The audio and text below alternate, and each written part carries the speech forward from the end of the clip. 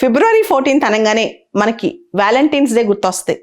ఇది western culture నుంచి, western civilisation నుంచి మనం తీసుకొచ్చుకున్న ఇది ఇప్పుడు చాలా వరకు ఇండియనైజేషన్ అయిపోయింది. నెల ముందు నుంచే ఏమేమి గిఫ్ట్స్ కొనాలి, ఎవరికి ఎలా ప్రపోజ్ చేయాలి, ఆ డేని ఎలా సెలబ్రేట్ చేసుకోవాలి అని యువతంతా ఆలోచిస్తూ ఉంటారనమాట. అయితే ఇప్పుడు ఫిబ్రవరి 14 మీద కొత్తగా ఇంకొక ఇష్యూ స్టార్ట్ అయింది. అదే కౌ హగ్ డే.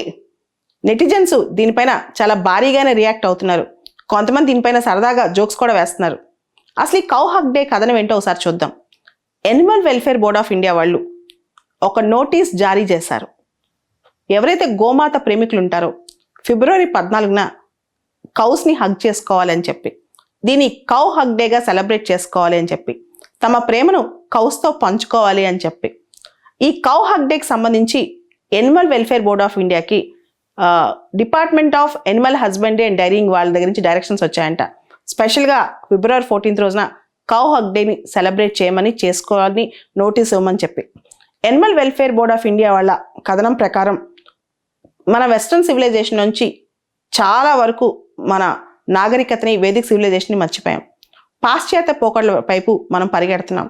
ముఖ్యంగా వెస్ట్రన్ సివిలైజేషన్ విచ్చలవిడితనాన్ని ప్రమోట్ చేస్తూ అది మన యొక్క వేదిక్ కల్చర్ని మరుగున పడేలా చేస్తోంది.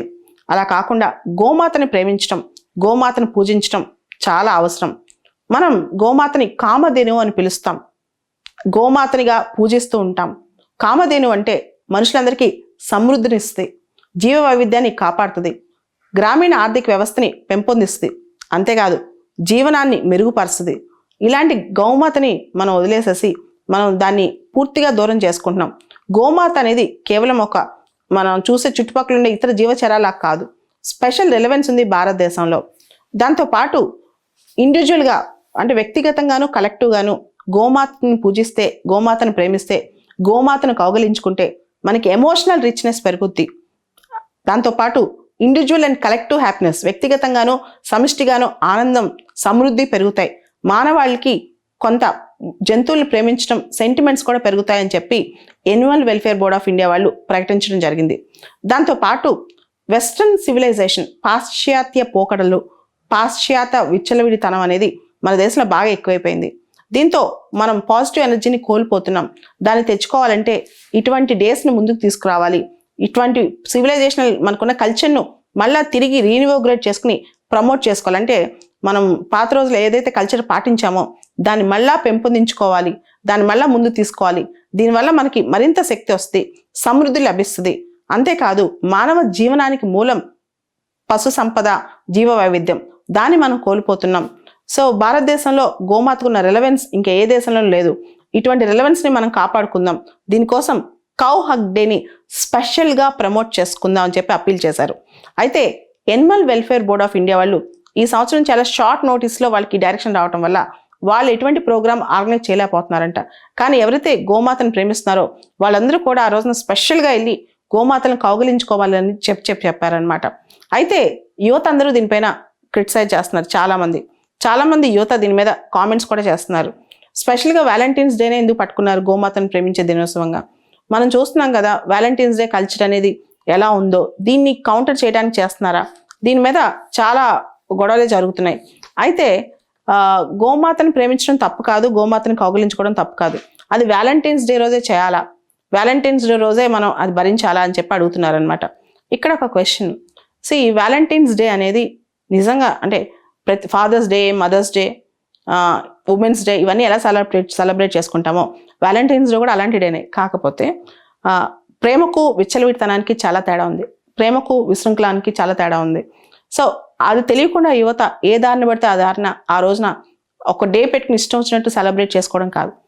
సో మనం ఏదైతే నిజంగా చేస్తామో, నిజంగా ఇష్టపడతామో, దేనైనా సరే, మనిషిని కానీ మనం చేసే ఏ పనినైనా సరే అది 365 రోజులు ఉండాలి. పర్టికులర్గా ఒక డే అని కాదు. ఒక డే మార్క్ చేసుకోవడం మంచిదే, కానీ ఆ డేని అబ్సెషన్కి కానీ లేకపోతే అతి ప్రవర్తనకి కానీ బలి చేయకుండా ప్రాపర్గా మనం చేసే ఒక మంచి కోసం ఆ డేని ఉపయోగించుకోవచ్చు.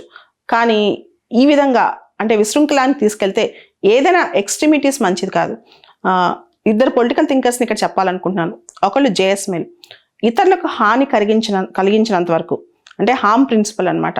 నువ్వు ఏ పని చేసినా తప్పలేదు, ఇతరులకు నీ పని వల్ల హాని ఇబ్బంది కలిగించినంత వరకు ఏ పని చేసినా తప్పలేదు. అదేవిధంగా అరిస్టాటిల్ అని ఆయన ఇంకో మాట చెప్పారు, గోల్డెన్ మీన్ అని చెప్పి. అంటే ఏది అతిగా ఉండకూడదు, ఏది ఎక్స్ట్రీమ్గా చేయకూడదు, ఎప్పుడు కూడా మిడిల్ పాత్ తీసుకోవాలి ఏ పని చేసినా సరే.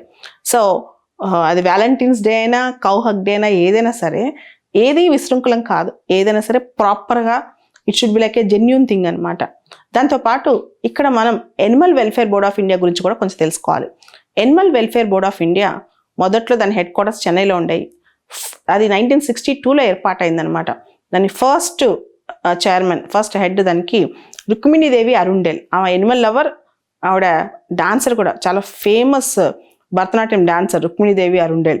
అయితే జల్లికట్టు అంశం అయిన తర్వాత ఒక యాక్టివిస్ట్ని animal welfare board of India హెడ్గా తీసేసి గవర్నమెంట్ అఫీషియల్ని తీసుకొచ్చారు. దాంతోపాటు animal welfare board of India headquarters కూడా చెన్నై నుంచి హర్యానాకి మార్చారనమాట. Animal welfare board of India statutory body, statutory advisory body అనొచ్చు. అది prevention of cruelty towards animals act 1960 కింద ఏర్పాటైంది. Animal welfare board of India పైన విమర్శలు కూడా ఉన్నాయన్నమాట. రీసెంట్గా డైరీ ఫార్మర్స్ అంటున్నారు, ఎవరైతే ఈ డైరీ బిజినెస్లో ఉన్నారో లేకపోతే గోవుల్ని పెంచుతున్నారో వీళ్ళందరూ ఏమన్నారు తెలుసా, పశు సమృద్ధి కరెక్టే, పశువుల్ని సంరక్షించుకోవాలి కరెక్టే, కానీ Animal welfare board of India ఎంతవరకు మనల్ని ప్రొటెక్ట్ చేస్తుంది? రీసెంట్గా కౌస్కి చాలా లంపీ స్కిన్ డిసీజ్ వచ్చిందంట. ఈ లంపీ స్కిన్ డిసీజ్ వచ్చినప్పుడు Animal welfare board of India అసలు పట్టించుకోలేదు. కానీ ఇటువంటి నోటీసులు ఇవ్వడానికి మాత్రం, అంటే కౌ హగ్ డే నోటీసులు ఇవ్వడానికి మాత్రం రెడీగా ఉంది అని అంటున్నారు. దాంతోపాటు భారతదేశంలో మన సనాతన ధర్మంలో పూర్వకాలం సంపద అంటే గో సంపద, భూ సంపద అనేవాళ్ళు. అంటే పశువులు ఉండటం కూడా పెద్ద సంపద అనమాట. అటువంటి సంపదను మనం కాపాడుకోవాలి. డైరీ ఫార్మింగ్ మనం కాపాడుకోవాలి.